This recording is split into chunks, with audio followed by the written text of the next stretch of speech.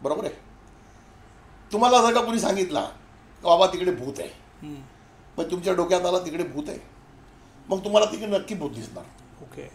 भूत नाही दिसला तरी कुठली सावली दिसली का तुम्ही घाबरणार, ते भूतच होतं. आणि जर का तुम्हाला देवावर भरोसा असेल, असू दे ना भूत माझा काय करणार, करेक्ट, तर मग कोणी येणारच नाही तुमच्या समोर, कारण तुमच्या मन आहे ना तो भीतीनं बाहेर निघाला. आता हे बघा, आता हे जे करोना होता, बरोबर आहे, आता आपण सांगायला गेलो कुणाला वाटेल का काय आहे, आता परत करोनाची लाट येते. करेक्ट. ते लाटबीट कुठली येत नाही, हे लोकांना घाबरव. अच्छा, घाबरलेला माणूस नेमका आजारी पडतो. करेक्ट. घाबरलेला माणूस आजारी पडतो. बरोबर. आज तुम्हाला कोणी सांगितलं का बाबा संध्याकाळी 4 गुंडे तुम्हाला मारायला येणार आहे, मग तुमचा दुपारपर्यंत तुम्ही आजार पडणार, तुमचे विचार बंद होतील. करेक्ट. तुमचे हातपाय बंद होतील. पण जर का कोणी सांगितलं तू काय घाबरू नको, आपण आहे बाहेर, मग कशाला घाबरतो माणूस. तर आपलं पण चुकतोय का बाबा, हे जे बिमारी आहे ना, लोकांनी सांगितलं आता करोना येणार आहे काय करायचं, बरोबर आहे ना. एक मला प्रश्न येतात, करोनाला काय करायचं आता, तर करोनाचं सिम्पल आहे. तुम्हाला माहीत पडलं करोना येतो ना, तर सगळ्यात पहिला एक स्टीम आपल्या घरी आणून ठेवा. ओके. ते जे पाण्याला गरम करतो वाफ निघतो ना, स्टीम आणून ठेवा, बरोबर आहे. आणि दुसरा एक चटणी बनवायची, चटणी त्याच्यात धनिया, हरा धनिया समजा 1 गुंडी घेतली तर 25% आपलं पुदिना, आणि पुदिना ते 25% कढीपत्ता. ओके. बरोबर आहे.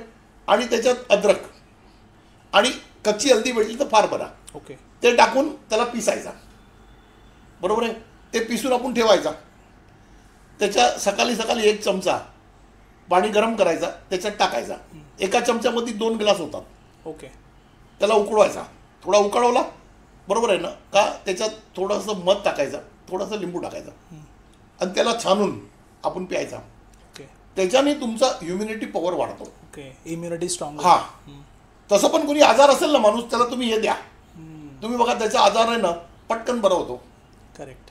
अच्छा, आणि दुसरं आपल्याला माहीत पडलं ना आता इन्फेक्शन चालू आहे, करोना असू द्या नसू द्या, तुम्हाला थोडी सर्दी झाली, तुम्हाला काय झाला, स्टीम घ्या ना. स्टीम घेतला का ते 90% बरं करतो.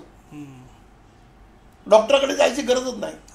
करेक्ट. कारण हे जे बाबांनी पुस्तक बनवली ना, याच्यात हेच आहे सगळं. हां, याच्यामध्ये सर्व आहे. पण करोनाचं त्याच्यात नाही लिहिला होता, मी साईड इफेक्ट लिहिला होता.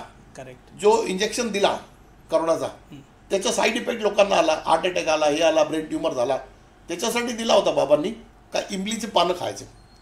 इमलीचे पानं असतात ना, ते अशी एका डालीवर 10 असतात, का त्याला काढून चावून खायचे. 8 दिवस खाल्लं ना का तुमचं इन्फेक्शन सगळं म्हणजे साईड इफेक्ट निघून जाईल. ओके. कधी तुम्हाला दवाचा पण काही साईड इफेक्ट झाला किंवा ॲलर्जी झाली का, हे सगळ्यात बेस्ट आहे. ओके. इमलीचं पान. हे असे सोपे उपाय आहेत. आणि तुम्ही जे घाबरला ना का तो करोनात मरणार. बरोबर आहे. करेक्ट. जो नाही घाबरला, अरे लोक बस चालवत होते, डॉक्टर काम करत होते, ते काय नाही मरत. बरोबर. तुमच्या घरी माणूस पार्सल आणतो, बरोबर आहे, मग तो काय माणूस नाही का, तो पण काम, त्याला करोना होत नाही का. करेक्ट. एक असं हे जे मेडिकल प्रॅक्टिशनर आहे ना, त्यांची एक स्टंट होती, त्याच्यामुळे फार काय म्हणजे बदलला. ओके. आणि त्यांना कसं आहे का, मोठी कंपन्या आहेत ना, त्यांना हे डोर टू डोर डिलिव्हरी चालू करायचा होता.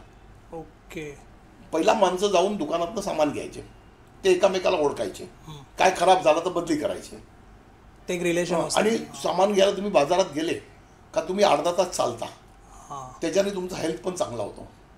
करेक्ट. आणि तुमची ओळख होते 4 जागेला. आता ह्यांना काय ऑनलाईन करायचा होता. हे मोठे कंपनीचं स्टंट आहे. करोना नावाची कोणी कुठली वास्तूच नाही. करोना नावाची काय ना, करोनाचं चेक करायचं आहे ना, ते जे नली बनवायचे ना, ते धारावीमध्ये बनायचे, ते गटरच्या नाल्यावर बसून ते नल्ली बनवतात. ओके. मग तिकडे त्याला इन्फेक्शन नाही येत का. कितीतरी लोकांनी आहे ना त्या टायमाला युट्यूबमध्ये टाकलं पण का बाबा हे नल्ली इकडे बनतात, आणि ते तुम्ही नाकात टाकता, मग इन्फेक्शन तुम्ही स्वतःच पाठवता. हे प्युअर स्टंट होता 2 लोकांचे, एक डोर टू डोर डिलिव्हरीसाठी, दुसरा सगळ्यांचा चलन जे आहे ना ते ऑनलाईनवर आणायचा. ओके. कारण तुम्ही पैसा दिला तरी करोना होणार, एकामेकाला छुला तरी करोना होणार, म्हणजे एवढी घाबर केली माणसाला. ओके. आणि काही जाग्यामध्ये आता आपण सांगणं बरं नाही, करोना यायच्या अगोदर त्याचे इन्स्ट्रुमेंटचे सगळे फॅक्टर लागले मोठे मोठे. म्हणजे तुम्हाला माहित होता का करोना येणार आहे. ओके. हे सगळं मार्केटिंगचं काम आहे. आणि मेडिकलवाले आहेत, मेडिकलवाल्याला स्वतःचं. अच्छा, त्याच्या मागे एक दुसरा अजून पण लपलेला होता का पूर्ण जगामध्ये आहे ना आर्गन्सी कमी झाली, लिव्हर कमी आहे, हार्ट कमी आहे, किडन्या कमी आहेत. ओके. मग हे डॉक्टर लोकांनी याला पूर्तता केली. बाबा यो करोनात आला काय, आता याचं काय काढायचं काढून घ्या. ओके. पण त्याला द्या प्लास्टिकमध्ये लपटून. कोण चेक पण नाही करणार. कितीतरी डॉक्टरला धरला. जास्त लांब कसाला, तुमच्या घोडबंदरला हॉस्पिटल बंद झाली होती. करेक्ट. माहिती आहे ना.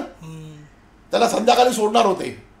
ते कसं झालं, नेटमुळे आहे ना सगळ्यांचे बायोडोटा, ह्याला कुठला ब्लड ग्रुपची किडनी पाहिजे, किती वयाचा आहे.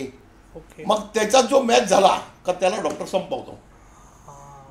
माझं तर एकच लोकांना म्हणणं आहे ना का करोना झाला ना तर हे स्टीम घ्या आणि हे चटणी खा आणि तुम्ही सकाळी पाणी प्या. कारण ते चटणी आहे ना 2 दिवसपर्यंत चालते, तुम्ही जास्त ठेवू शकत नाही.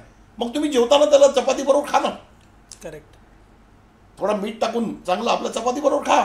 ओके. पाहिजे थोडं त्याच्यात लसूण मिक्स करा चटणी बनवा खाताना. पण हे तुमची इम्युनिटी पॉवर वाढवा. आणि दुसरा विचार पॉझिटिव्ह ठेवा. पॉझिटिव्ह ठेवा. हां, म्हणजे हे होणारच नाही. होणार नाही. काय मेन तर कसं आहे, घाबरू नका. घाबरू नका. करेक्ट. कारण घाबरलं ना का तुम्ही नक्कीच मरणार. त्याच्यात काही नाही. अच्छा, ऑक्सिजन कमी झाला. ऑक्सिजन, माझ्या दिल्लीचा एक केस झाला होता. दिल्लीला एक बाई होती, त्याचा वय काहीतरी 60-65 होते. तर त्याला ते ऑक्सिजन चेक करायचे ना, तर ऑक्सिजन कमी झाला. ओके. आता त्याच्या मुलाने सांगितलं ऑक्सिजन कमी झाला, तर अजून कमी झाला. घाबरली ना. घाबरल्यावरती मग मला फोन आला. अच्छा, ते लोक मला जाम मानतात. तर त्यांनी फोन केला, अरे बोला दादा याला काय करायचं, ह्याचं ऑक्सिजन कमी होत चाललाय. म्हटलं आता तो घरात जे रूममध्ये आहे तिकडे AC चालू आहे का बंद आहे. बोले बंद आहे. म्हटलं AC चालू कर आणि 8-10 तास नंतर चेक कर. ओके. त्याला झोपू दे आरामशीर शांतपणे. अरे बोल ती घाबरलेली आहे, झोपणार कशी काय कशी. अरे म्हटलं म्हणतो असं एवढं कर ना. मग त्यांनी AC लावला, झोपला. 8-10 तासानंतर ऑक्सिजन लेवल बरोबर आला. ओके. शांत मनाने. आणि ते कसं ती बाई मला मानायची ना, म्हणजे दादानी सांगितलंय ना तर आता मी होणार. मन शांत झालं. हा, मन शांत झाला. नंतर 1 तासाने फोन आला त्याच्या पोराचा. अरे बोलतो आता ऑक्सिजन लेवल फुल आला. म्हटलं मी काय दिला का ऑक्सिजन. घाबरल्याने काय होतो माणूस का त्याला एनर्जी जास्त लागते, मग त्याला ऑक्सिजन कन्झम्पशन वाढतो. टेक्निकलमध्ये सांगायला गेलो तर करेक्ट. मग त्याला ऑक्सिजन जास्त लागतो आणि त्या टायमाला तुम्ही ऑक्सिजन चेक करणार तर कमी दाखवतो. ज्या माणसाला ऑक्सिजन कमी दाखवतो त्याला शांतपणे झोपवा, AC लावून द्या. AC मध्ये काय होतं का थंड हवा असते ना, थंड हवामध्ये ऑक्सिजनचं प्रमाण जास्त असतो. ओके. आज आपण कुठे हिल स्टेशनला फिरायला गेलो का तिकडे आपल्याला कसं फ्रेश वाटतो, कारण तिकडे थंड हवा असते. थंड हवामध्ये ऑक्सिजनचं प्रमाण जास्त असतो, गरम हवामध्ये कमी असतो. करेक्ट. मग तुम्ही त्याला असं झोपवला, आजार आहे म्हणून AC बंद ठेवलं, मग काय होणार. अजून ते प्रॉब्लेम होणार. ते एक असं आहे फार लहान इलाज, त्याला काय आपण काय दवा नाही दिला काय नाही दिला पण ती झाली बरी. हे कसं आहे का तुम्ही किती तुम्ही स्वतःला समजून घेता, तुमच्या बॉडीला तुम्ही समजू शकता. देवाने एवढं मोठं ब्रेन दिलं आहे ना. तुम्ही सकाळी सकाळी येणार, उठले का पहिला ब्रश बिश नाही करायचा, पहिला 1 ग्लास पाणी घ्यायचा, तोंडात फिरून गिळायचा. ओके. तुमच्या बॉडीत जे काय त्रास असतो ना त्याची दवा तुमची बॉडी इकडे बनवते सलायवामध्ये. हां, ते तुम्ही घेतला आतमध्ये का तुमच्या बॉडीत त्याच्याने फ्रेश होतो. ओके. म्हणजे आपल्याकडेच आपला इलाज आहे. आणि लोक काय करतात सकाळी याला का ब्रश, तो स्वतःच्या दाताने पण ते नफरत करतात, तोंडाने पण. ओके, समजलं. म्हणजे त्याला पण ते वाईट मानतात का बाबा वास येते माझी अशी.